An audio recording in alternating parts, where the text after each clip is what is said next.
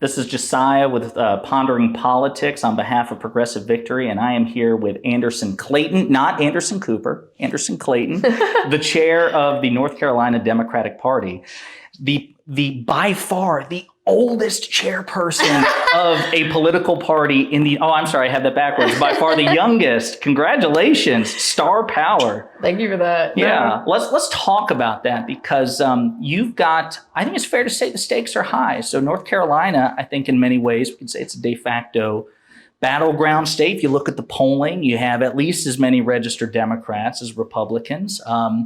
We've got a really good incumbent governor who is unfortunately term locked. He's out. So it's between Josh Stein, Attorney General, the Democrat, and Lieutenant Governor Mark Robinson. And then at the federal level, you've got Donald Trump trying to take back the White House. That's a lot of pressure on you. So let's talk about this. What brought you to this role? Oh, yeah. I think getting angry did that the most, to be honest with you.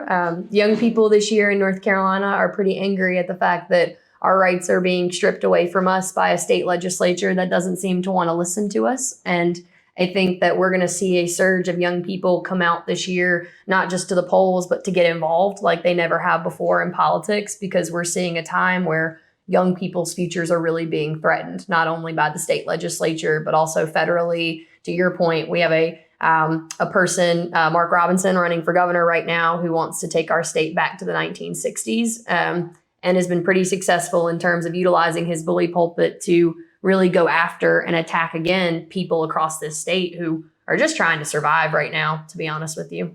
Yeah, there's so much to unpack there. When you say he wants to take us back to the 60s, I can't believe it's that modern. It feels like he wants to go back even like to the 1860s, Yeah. Some of the things that he has said, and we will certainly get into that. Now, my understanding is when you came into this role 2 years ago? A year and some change is what I like to say, yeah. Yeah. How long has that year and some change felt? Like years? No, pretty extensive, but it's been, I don't know, I think it's been one of the, I joke with people, the highest of highs and the lowest of lows can happen all in the same hour. And so it really does feel like you pack a lot into the days that you have. But I also know, like, when I came into this, we had a lot to rebuild. And I think that it sort of looked at it like a startup in some ways, that you're trying to like reignite a lot of what used to be there. And the party had not focused a ton on bench building and on pipeline recruitment and on things that when you think about a typical organization and what it really uses to function, right? Mm-hmm. We did not have a ton of that. And I think a lot of young people across North Carolina, like I joked with folks when I got in this, I did not expect to win it. And it's something that I think a lot of people looked at and went, really? Well, then how are you here?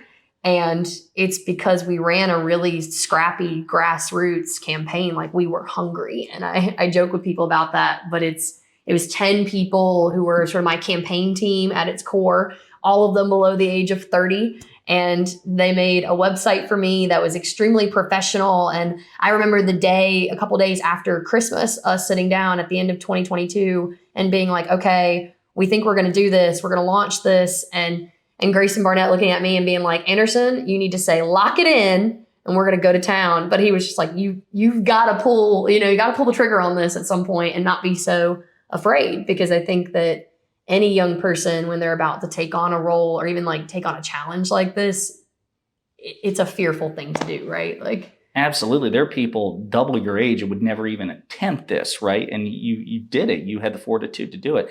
Would you say that your team was as hungry and as angry as you are, perhaps more so? I mean, was there a sense of, because you mentioned the word fear, and I suppose I'm trying to see in terms of motivation, how much did fear play a role in getting you to, go for this position and in terms of motivating your team? I think like the fearful part was just running in general, right? Like anyone, when you step up, everyone told me not to. And I think that was the sort of crux to all of this, right? Is like, we ran against the governor's endorsement and the AG's endorsement. All 7 members of Congress like had endorsed against us in this. And it wasn't because like, I think they necessarily were like, a young person shouldn't be in this role. I think it was more so like, we just don't know who she is. And we have no sort of knowledge of what that can look like. And at least with what we have now, we know what we're going to get when we go into it. But at least in North Carolina, what I've seen is that young people have always had to prove themselves. They have always had to fight to get to be wherever they are. And I joked about it at one point in time of calling it like a train track where like young people had laid their bodies down on the lines and like the party had just come through and railroaded them over every time. And they self-sacrificed, and they would continuously and keep doing that because they know that at the end of the day, we're fighting for something bigger. Like, we're fighting for people on the ground. We're fighting for the folks that need this help right now. And finally, like, my election was the culmination of so many young people that had put their bodies on that train track. And we were finally kind of like, man, there's enough of us that have power in here, that have been here long enough, that have agency, that are going to say, no, she can do it because I did this. And like, I did it at a young age, and I didn't need someone to come in and tell me no. I needed someone to come in and say, here's how I'm going to help you do it. And I think that that is such a powerful thing that we're seeing in our party right now, is sort of that realization. And the idea that the North Carolina Dems were the first party across the country to say, like, the grassroots, we're here to say, we need change in our party when it comes to age. It is time to give the baton over to, it is not a marathon. It is not a sprint. In some ways, it's a relay race. And like, we've got to pass the baton to somebody else versus saying, we're just going to drop the stick. And I feel like that's what our party did the best job of this year, is really bringing us into a different era of the Democratic Party, where we're letting young people lead for the first time. I hope so, because, I mean, like you said, there's a lot of ground to be made here. So we're talking about North Carolina, again, a de facto battleground state. I knew President Biden lost North Carolina by 1 percentage point in 2020. And I was actually just reminded that the last time North Carolina was won by a Democrat was 2008 for President Obama. And I also recall speaking to a Democratic strategist here from North Carolina named Doug Wilson. And he said, listen, at one point, there was a lot of ground game for Democrats in North Carolina, and then it just evaporated after President Obama won his first term. So did you feel like when you stepped into this role, were you like picking up the pieces, or were you even trying to find pieces to put together? Like, what was that like? Once you won, what were you left with?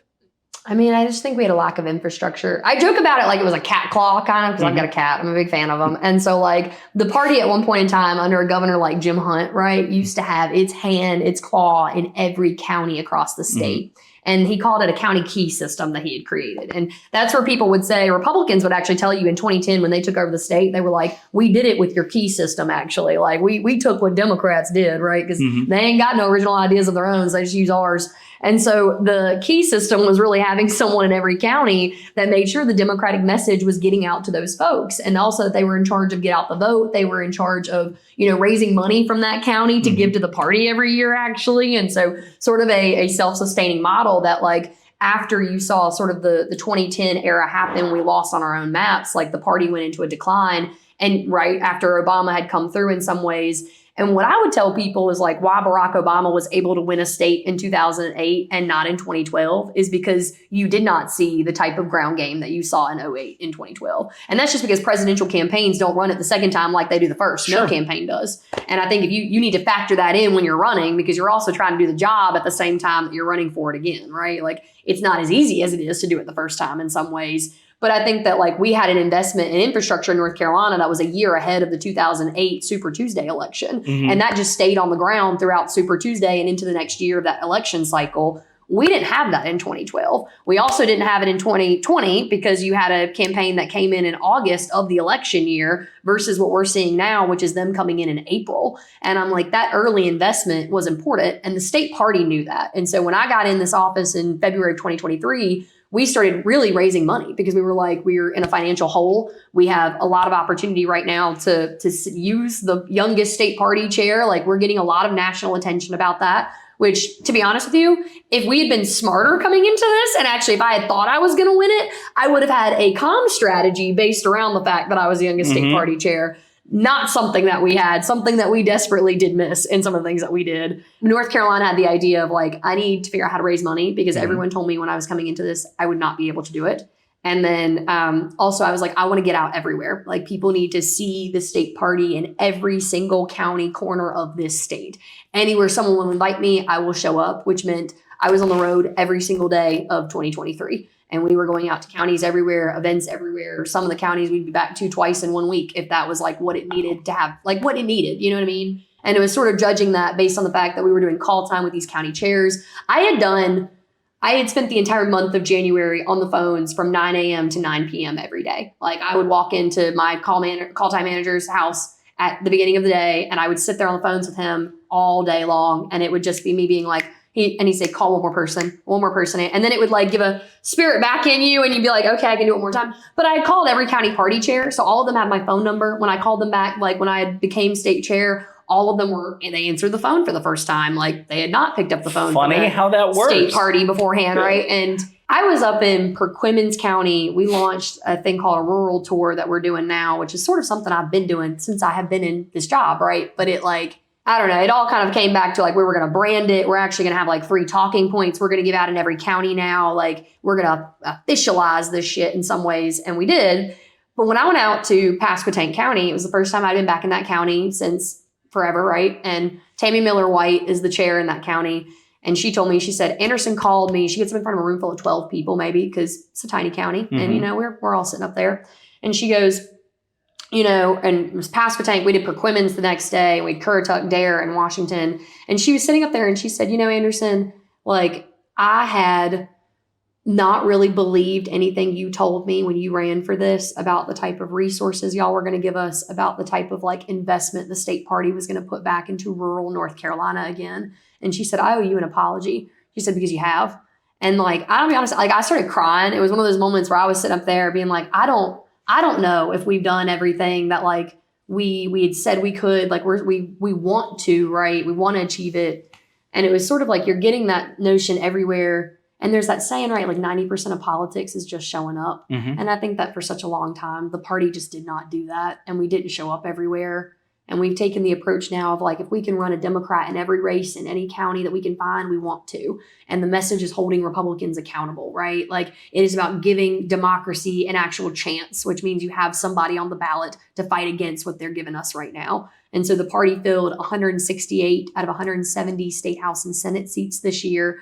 First time we've done that since 2018. And it was through the help of like pulling in the House and the Senate caucuses to be like, where can we fill gaps for y'all? Because we know that they're not going to be your top tier races all the time. Like, how can the party be that sort of place where like, it's the treasure chest of whatever can come out of it, right? In some ways. And it's just not, it has not done that the last 6 years. That sounds like one of the recurring themes is the importance of connectivity between the county party, the state party, and the party at the national level. And you also mentioned that one of the things that President Biden and the Biden campaign seem to have learned from 2012, 2016, 2020 is that we need to get North Carolina early. Yeah. So you said that the Biden campaign has made more of a concerted effort here in starting in April. So since you took over, since President Biden has made more of a concerted effort, are you seeing meaningful progress there? Like, what can you describe? Like, obviously, we know that you need to help provide for the county level party. How important is it for the national party to help you? Is it like a pipeline from federal to state to county? I think it builds on itself, right? And I always say, like, you start with the grassroots and you move up. And so the state party's main priority this year was like, we got to rebuild the county parties and we need to have an operational county party in every single county. And the greatest thing, when we did that rural tour in northeastern North Carolina, Washington County, we had folks there that looked at me and they said, we're from Gum Neck, North Carolina. And I said, where in the hell is Gum Neck, North Carolina from? Because I said, I actually don't know where that is. Mm-hmm. And they said, Terrell County. And I was like, and I was looking at 7 people sitting in front of me. Terrell County's never been organized. It has not been organized for the Democratic Party ever in its life. Oh, wow. It has been the one county across the state that we have had the hardest time. And they looked at us and they were like, you tell everybody in North Carolina we're ready to be organized. And I was like, I said, say less, Gum Neck, like say less. And they said, we really want to get you out to an event out here. So I think in June, we're going out to like Terrell County for the first time with the state party. And it's one of those places where like people have genuinely forgotten it even existed on a map unless you were looking at the counties. And I just think like that's the point this year of chasing 74,000 votes that Joe Biden lost by in 2020 is chasing everybody from Gum Neck to Greensboro, to be real with you, about where you're going to turn out and vote and like who can turn out and vote. And for us, it's really like the Project 100 organizing team. So in April, not April, I guess, but like after February, we had fundraised a good amount by April. And so we were looking at hiring back staff for the state party in 2023. We went on in September and we hired 3 organizers that we put on the ground to really focus on the municipal races in 23. Because to be honest, after 2022, we lost the Supreme Court. We kept ourselves from being in the super minority by 1 vote that then turned out to not be actually real with a party switcher named Trisha Cotham. And then we were also sitting there with just the loss of our lives across the counties. 45 counties in 2022 lost a Democratic representative in them. The other ones did not have one to lose. We flipped 1 county commissioner seat across the entire state that year in Buncombe County, which is where Asheville is, a progressive blue bubble that is coming up in our state, right, in every way. We were kind of expected to win that county commissioner seat, right? But out of 100 counties, we flipped 1 seat and that's it. And it makes you do that right there, right? And so when we came off of that, the energy on the ground, it didn't matter if you told people we came within that percentage of a point, right? It was, we feel like we got our asses handed to us right now and ain't nothing gonna make us feel better about that. And I'm like, municipal races will, because they are what made me feel better about my hometown in Person County in 2021. When we flipped the Roxborough City Council, I sat there and it gave me a wind like none other underneath my sails to say, man, we can fucking do this shit again. We just got to get out there and get Democrats active and on the ground. And so we did. And in 2023, we had those 3 organizers go out there. We ran 1,100 candidates for 1,600 races across the state. We're not able to contest all of them. 2025 is going to look a hell of a lot different for that, in my opinion, as well. But in 2023, we were able to win places that Democrats had not won before, right? Like looking at 2022, where Ricky Hurtado lost his seat in the state legislature by 500 votes or less, a state legislative race that Sherry Beasley, who ran for United States Senate that year, right? She won that seat. We lost that seat by 500 votes. So when people talk about coattail effects, I'd love to hear them go tell the 5 House races that the state party lost in 2022 and even though we had somebody running at the top of the ticket who won those 5 House seats, we did not. And so for me, it is about how many people do you have boots on the ground talking about those lower level races as well to ensure that you have power at the top of the ticket. Because anybody that's coming out to vote for a state ledge race, they're not skipping president. Right. It is the opposite, though. People that come out to vote for the president will skip the state legislature if they do not know who those people are. And so we got to make sure people know. That's what those municipal races did. They provided energy and they gave us local wins that we needed again because everybody looked at me and they were like, why do you talk so much about this shit? Why on earth do municipal races matter? Why on earth should the party get involved with them? And I'm just like, because our people on the ground pay attention to who's in their city council and their county commission, and they know their local offices have been run by Republicans who don't care about them for the longest period of time. And the party showing up in these races and caring about who's affecting you locally is going to really help you nationally too. And that's also what helped us be able to fill those state house and Senate races in 2023. That's fascinating because it does defy the conventional wisdom. Like if you crack open a political science book, they'll say, it's really about the top of the ticket and you hope it trickles down. And actually, you made a pretty compelling case that there's a huge buildup effect, at least as much, if not more so. It's a groundswell. So let me ask you this. So we're talking at the broader level on the state. And again, I mentioned this sooner, but this is something which is so infuriating. Until recently, I mentioned that, there are more registered Democrats and Republicans in North Carolina, and even the congressional split was proof this is a purple state.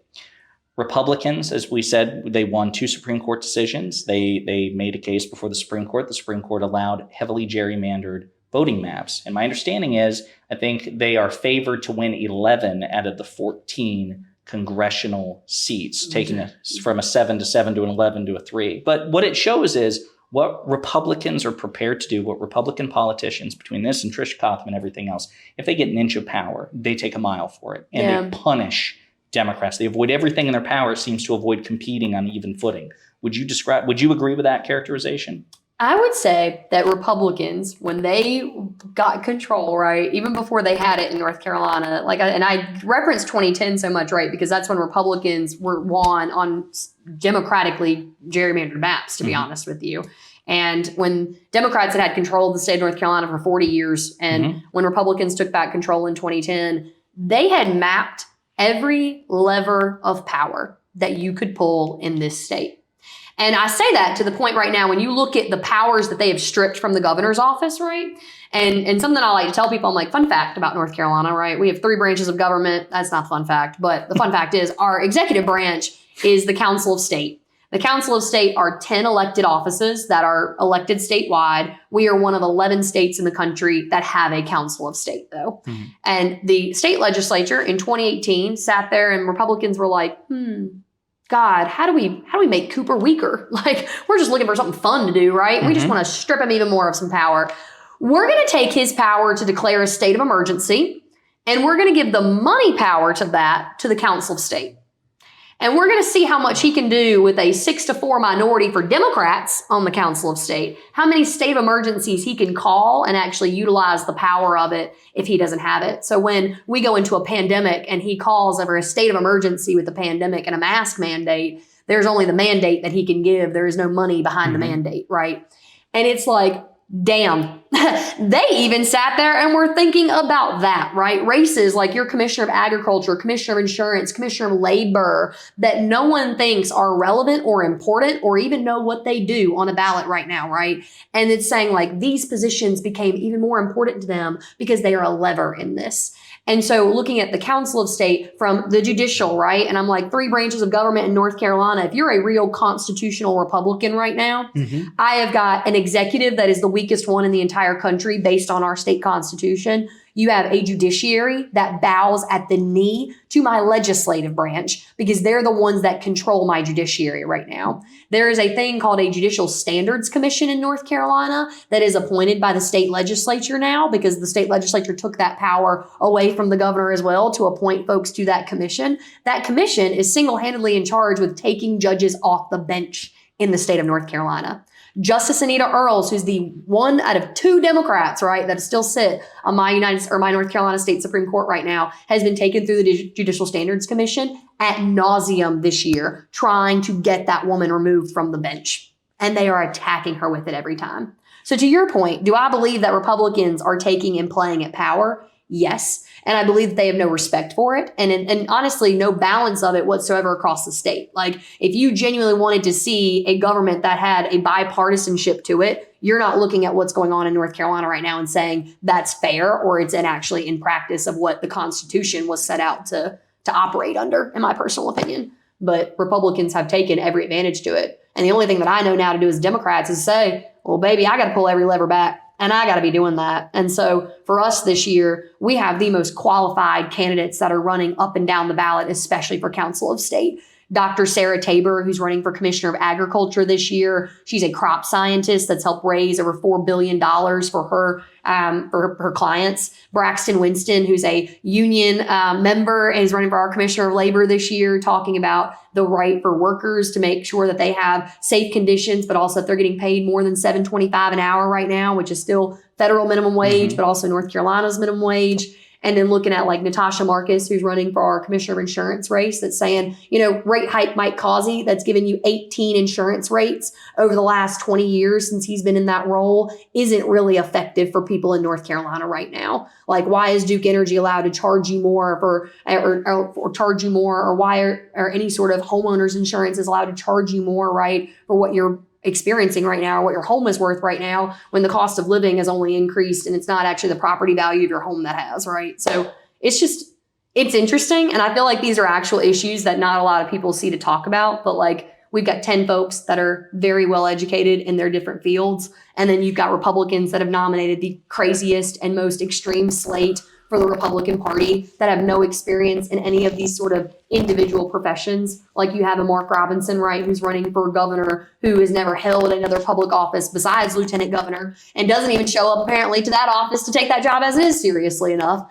And who's also said that he would rather see a total abortion ban in the state of North Carolina, that he believes that teachers are demons and that we are teaching CRT in every single one of our classrooms right now, and sort of making this like agenda against people in general in North Carolina, right? And I tell people like the comparison that I give between a Josh Stein and a Mark Robinson right now is like, Mark Robinson is a politician. Like he is someone that's going to get up there and spin you all day long on the talking points and everything else. And I'm like a Josh Stein though is a public servant. He is someone that has only ever tried to do good things for the people in North Carolina. And that includes going after big pharma. It includes going after companies like Juul, who have poisoned kids in our state right now. Although don't tell kids that, because a lot of kids really still like their nicotine. We got to wane them off of it. But like, tell parents that one and that talking point in that sense. But like, I feel like we have someone who's got a real record of accomplishment. And so for the folks in the state, like, I think a resume still matters for people. I don't think North Carolina voters just go based off of who has an RRD beside their name as much as people would like to think that they do. I hope that's the case. I mean, there's certainly signs in the past that that's been true. Mark Robinson, I mean, we do need to talk about him for a minute because, as far as, he might not have the name recognition in terms of some of the Republicans' absolute craziest in terms of their pantheon. Like you hear of Carrie Lake, Marjorie Taylor Greene. He's just as bad. Yes. Actually worse, but So I'm curious, like if somebody watching who is, they hear this and they say, okay, well, it sounds like Republicans have worked in overtime to strip the governor of crucial powers. It's effectively a figurehead, and so you can make the argument. What's the danger of Mark Robinson becoming governor? I think there's a lot of danger, but if you could articulate, what would it mean if Mark Robinson wins the election? It's hard for me to even say what he has said and make it be like salient for people, right? To like understand, no, this man is full of just like, he hates people and he sounds really great when he's talking about it, but it's like, no, the words that he's saying are actually so hateful. And it's not someone like, you don't want someone that is representing every person in the state to hate half of them. And like, that's something to me right now that we're experiencing. Mark Robinson, though, it's a website that the state party has created called realmarkrobinson.com, because I think that people actually need to hear it for themselves, for them to believe it. And so it's every single thing that he has ever said about any issue or any like sort of demographic that you could care about, in particular women. Because to me, this election cycle, not only from Mark Robinson, but also Donald Trump, like it is about what type of world we want to live in. And especially me as a young woman, like there was at one point in time where you could not say, grab someone and it be considered okay. And I think that it's now mainstream to talk about women in this way of like, we at one point in time were authoring the Violence Against Women Act to make sure that we were protecting women. And right now I feel like women have been more threatened, and people in general, right? Marginalized communities in general feel more threatened in this country than they did 4 years ago, right? Or 8 years ago when we actually had still a Democratic president in charge. And when you had Donald Trump come into office, it became this very like hostile environment for, I think, young people, young women to come into politics even. And I say that all the time because I'm like, I don't feel like people fully understand how it feels to sit in a job like this and feel fearful to like be in it, and I get it from my social media all the time. I get it from everyday folks. Like it's this constant thing of like, are you safe? Are you okay? Because people know how crazy politics has gotten and how like threatening to someone's life it's gotten. And I hate that because I'm like, to the point that I think other people would make, like, you used to be able to disagree without being disagreeable. And there used to be something in politics where there was a semblance of like, it is not to the point where I might punch you or I might get physical with you over how like you feel about something or how we come to terms on it. But I don't think that's the case anymore. And I think Mark Robinson, to your point, it is the weakest executive office, but it is the most powerful in the terms of the bully pulpit. Mm-hmm. And like, that's what he would have, a greater one. And one that would say, if we do, and I fully expect us to break the supermajority on these maps right now, a Mark Robinson that's got a full supermajority in both the state legislature or the state house and the state senate would say, we want a total abortion ban in North Carolina tomorrow. And I mean, I don't know of any other good policies that he would create in terms of that. It's not said like, if we get a supermajority, we're going to make sure everybody has a job in the state of North Carolina tomorrow. It's not if I get elected governor, I'm the supermajority, I'm going to make sure everybody across North Carolina has healthcare tomorrow. Like it is, I'm going to make sure that abortion gets banned if we're in the supermajority and I'm governor tomorrow.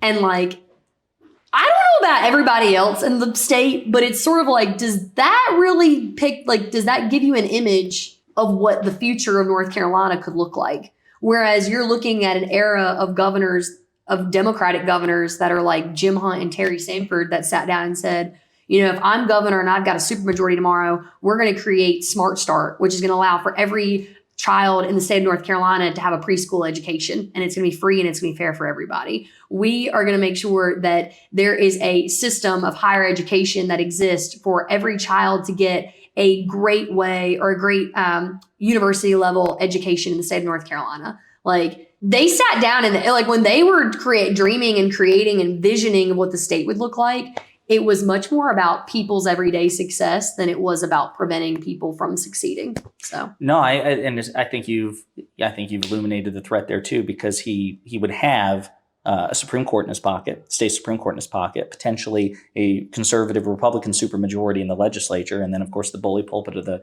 governor's mansion. And it is terrifying because we see it really at the federal level too. Like you said, Donald Trump came along, and it's not just Trump. What the impact that he has had, the permissive structure that he's created for Republican politicians across this country to be as profoundly cruel and divisive as possible, and the total lack of an affirmative agenda. So you talk about the contrast. I say this as, again, somebody who spent most of his life in Kentucky, seeing Governor Beshear, try to create an affirmative agenda for everyone, not just those who voted for him, but for everyone. Amen. And Mark Robinson is the exact contrast of that, where it's about, he doesn't want an affirmative agenda for everyone. He wants to specifically target women, marginalized groups, and others, and punish them. Mm-hmm. And yeah, the things that he said, I mean, you should go check that website out, because I've heard like things that he said. I've not gone through the entire catalog, but they sound like a cartoon villain. And that's the thing is, like, anyone running the government right now is a lizard person. Like, that is something that he has said. I feel like I should be on SNL, and I should just be like reading out like, oh, like this is what they, sort of like that. But I mean, Mark Robinson's also somebody who has come out to be very pro-Jewish recently, and has come out to be very like, I am here, I stand with Israel, I'm to support Israel. And I'm like, well, you have also been someone that's denied the Holocaust. Like, you are also someone that has said that did not happen, that people that were like Hitler was a good person, that Nazis were okay people. That you should read Hitler. That you should read Hitler, right? And so I'm like, so there's a different dichotomy, right, than what you have said. And I always think of it back to what my mom would say of like, show me your company and I'll tell you who you are, right, in that sense. And I think Mark Robinson, the people he keeps around him are also folks that are Holocaust deniers, folks that are abortion banners, folks that would say we don't need public schools to actually exist in North Carolina. We'd like to see people stay poor and stay dumb in the state of North Carolina. And like, that is who he is down to his core.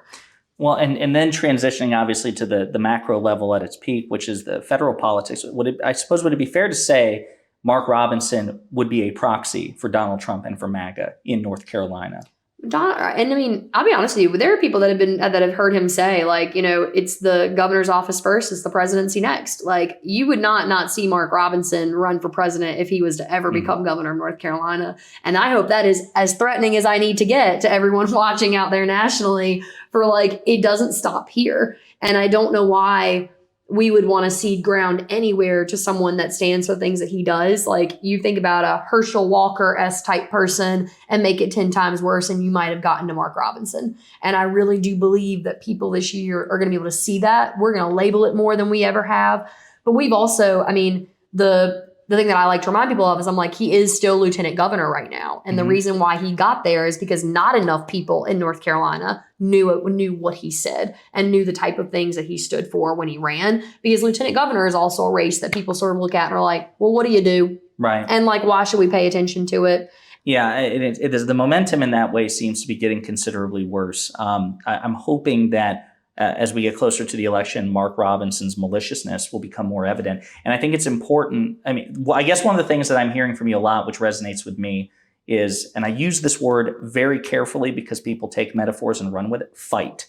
That there's a fight that you're bringing. Not that you're going to be uncivil, but that you are going to engage in an aggressive ground game in this state. And that the Democratic Party, because I'll be honest with you, this is something on my channel that I talk about quite a bit. I feel that too often Democrats are held to wildly different standards in terms of civility. MAGA even our own party too. Yeah. Like, that's the crazy thing about it. It's even our own people are like, we're getting too mean out here. And I'm like, baby, we got to come out swinging. 100%. And I mean, I'm not saying swing indiscriminately. Yeah. Right? Because that's the difference between, I suppose, direct versus cruel. MAGA is cruel. They swing indiscriminately, wildly. But I love the fact that you're bringing the energy. Like, listen, yes, we want to bring an affirmative message to Attorney General Stein as he runs for the governorship. We want to show what his policies would be, the fact that he has an affirmative agenda for all North Carolinians. However, Mark Robinson sucks, and we're also gonna tell that part of it too. And I think that dual-pronged approach is necessary in today's politics, because whether we like it or not, people are motivated in part by fear and by anger. whether we like it or not. And I think it's important. Like, listen, if you're going to be afraid and angry, you should be afraid and angry at the right things. Yeah. And there's a lot to fear and be angry about in terms of the Republican brand that's represented here in North Carolina by Mark Robinson and at the national level by Donald Trump. I think it's important to do it this year because of who's running, to be honest with you. I think like you have to make people in some ways fearful of a Mark Robinson because they're not going to understand it until it happens to them, right? Like that's right. Yeah, and like that's the piece of it is like I need to tell people, I need to get people feel like fearful of a North Carolina under this man, but I also think like we're not going to have to do that but for so long. And I think that like when Democrats get the majority again, and like we didn't have to convince people for those 40 years to get out and vote for Democrats, to be honest with you. They saw what Democrats were doing for them, and people came out and voted for a Jim Hunt and a Terry Sanford and a Bev Perdue and a Kay Hagan and every other, I mean like a Roy Cooper, right? Like every other, a Josh Stein, every other strong Democrat that we've had in this state that is like presented the idea forward for North Carolina for them. But I also think us being in a super minority for so long has not allowed for any of that vision to like leave itself or let itself come through. And I think that's really where like I'm having to do both and this year because I can't just show people like this is what Democrats can do. And it's also because like the education effort of like North Carolina is probably the only state you can go into right now and you can pull a person off the street and be like, you know what gerrymandering is? And they'd be like, absolutely, I do. I'm sitting in it right now. But like, it is a big education effort that we still have to do as well of like, do you know why Democrats have not been able, like do you know why shit's not gotten better? Like, do you actually understand that? And to your point, like, do you have somebody to blame? And do you know the right person? And then do you know you have agency to go get that person out of office and do something about it? And like, I think especially with young people right now in the state, like young people feel very apathetic and disengaged because they don't know the power they have. They don't understand it. And they're like, I can do nothing. And I'm like, that is what they want you to think. Like Absolutely. Republicans get so much power when you sit back and you say, I'm not going to be involved with this process anymore.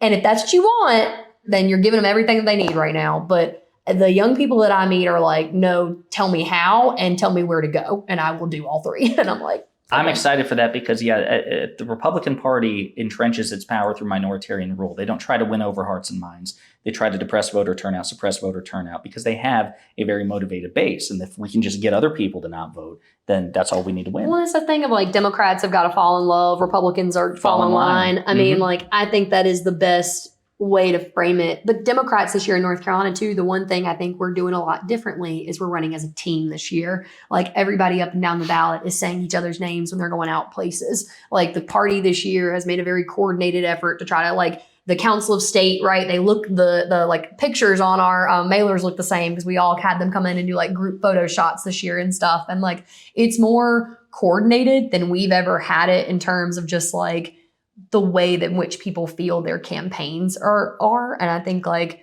we don't look at it this year. We should not look at it this year in North Carolina. Like we've got two people at the top of the ticket, like just Joe Biden and just Josh Stein. I'm like, no, I've got 15 statewide candidates this year actually. And every single one of them represent an issue or represent some faction of like the electorate that we need to get out and vote this year. And we've just got to put the right surrogates in front of the right people and help them say, but you're voting slate.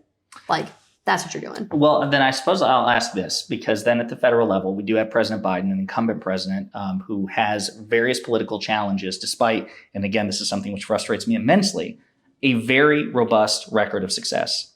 And so to your question, like, at the state level, you can't pitch a Democratic success story in terms of like a really robust record because they've been stymied by Republicans. Mm-hmm. When you're also campaigning on behalf of the president, one of the things I struggle with is, okay, how much do we talk about what Biden has done because I feel it's wildly underreported versus how much Biden wants to do in the next term? I feel like they're both important. Mm-hmm. Personally, my gut instinct is if you want me to come out and vote for you again, yes, I want to know what you're going to do with my vote this time, but I also want to know what you did with my vote before. Otherwise, why should I turn out? Yeah. Can you weigh in on that at all? I'd love to know what your instincts are in terms of trying to make the case for Democrats at the federal level.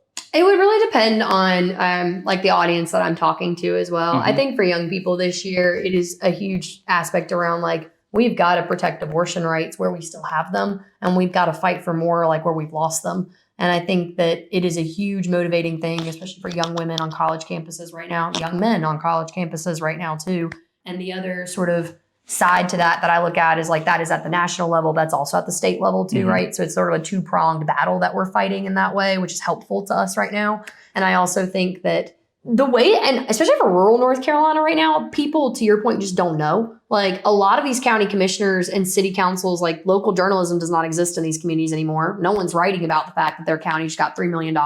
And like the county commissioners that are Republicans are not going around yelling at like, hey, did y'all know that Joe Biden and Kamala Harris just gave us $3 million out of here? Damn, that's nice. Like, thank you, Mr. President, no, for the bipartisan like, infrastructure law. For this. Yeah. That like Tom Tillis and Richard Burr voted for, might I add, right? Because even my Senate Republicans knew like, hey, North Carolina's infrastructure could use some money right now. And like, we've got shit we need to fix too. Especially these rural counties where you have runoff from CAFOs farms that have been polluting waterways. And so making sure that you do have pipes that don't have lead in them for clean water in cities and counties throughout the East. And like in the West, it was to go forward or towards like broadband expansion, right? For some of these counties. In the Piedmont, they did whatever with it. Like, I mean, it genuinely went towards like and the Henderson County Dems did such a good job. Like they did this video where they took people around to visit every American Rescue Plan Act like site that got money from that. And like one of them was a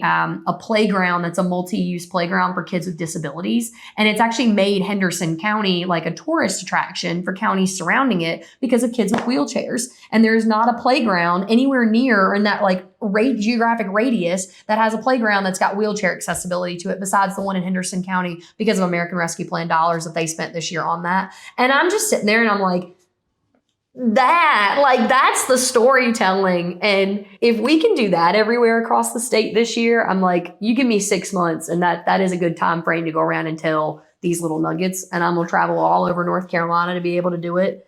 And I think the more that the party can show up and say that and tell that, and the more that Donald Trump does not have an office here, does not have a field organizer, does not have a staffing presence whatsoever, is only going to help us more in that sense. Because the one thing that I give Republicans a lot of credit for in North Carolina in the last 2 election cycles is that they stole the Democrats' playbook. Like they had a ground game. They had regional organizing directors here in 2022. And I sat there and I said, Republicans are investing in field. Republicans are investing in field. Oh my God. Like that's monumental in my opinion for what they were willing to do and what they saw like as the way to win elections. And I think that Democrats have got to get back to our old playbooks again. Like we are not so far past where we once have come from in so many ways. And like, I think Kentucky would understand that too, of just like retail politics still matters so much, even in more urban areas too, of like, how do you know who represents you locally? Yeah. And if you can answer that question first, like you're a lot more likely to get out and vote. But most people could not tell you who their city council or their county commissioner is. And that's also a big problem that I have in general is just like, you're supposed to know who represents you in government. Government's supposed to want you to know them as well. And most of the people do not right now. Well, it sounds like the ground game is obviously on fire right now in the best possible way. It sounds like you're getting more support from the national level from President Biden and the Democrats. And it sounds like with respect to stories, you have a hell of a story to tell. So where can people, if they want to contribute, where can people go? Anyone can go to the North Carolina Dems website. It's ncdp.org and get involved. We are launching canvases every single weekend, phone banks every single week. So we've got different options for everybody depending on what your sort of talent or time allots to you for. And I like to tell people, if you are not a phone banker, if you're not a door knocker, at least yet, until I can make you one, what is something else that you were good at doing that like you would like to give your time or your talents to? There's a job in this party for everybody. I just need to know what yours is. And they can also go there and donate to our Project 100 team that we're really excited is out there every weekend knocking doors. I think we were, at least from what I've been told by everybody, we are one of the first state parties that were out there on the doors this year. So we've been knocking since March, and we had at least 1,100 doors knocked from the state party just last weekend alone. Wow. And then our county parties are also knocking doors individual from that too. So it's really exciting. Well, Anderson Clayton, I appreciate it. Thank you for your time. Thank you. Seriously.